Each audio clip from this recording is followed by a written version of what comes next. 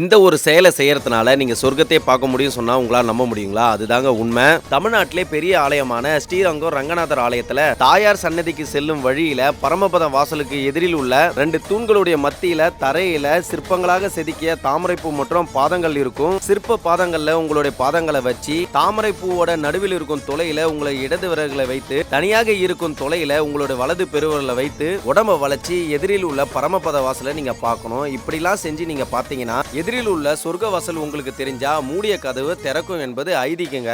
இந்த ஒரு செயலை செய்து பார்ப்பதற்காகவே ஸ்ரீரங்கத்திற்கு ஆயிரக்கணக்கான பக்தர்கள் வருவார்கள். இவ்வளவுதானா அப்படி நினைச்சா அதுதான் கிடையாதுங்க. அப்படி யாரும் எளிதா பார்க்க முடியாதுங்க. உடல் வலிமை கரெக்டா கொண்டவங்களால மட்டும் தாங்க பார்க்க முடியும்னு சொல்றாங்க. டெய்லியுமே இந்த ஒரு இடத்துல கூட்டமாவும் காமெடியாவும் இருக்குங்க. இந்த வீடியோ பார்க்குற நீங்க ஸ்ரீரங்கத்தில் உள்ள இந்த ஒரு செயலை எத்தனை பேருங்க செஞ்சு பார்த்திருக்கீங்க? அப்படி செஞ்சு உங்களுக்கு சொர்க்க வாசல் திறந்த நிலையில் உள்ள தரிசனம் உங்களுக்கு கிடைச்சிருக்கா என்றதை கீழே கமெண்ட்ல சொல்லுங்க மக்களே.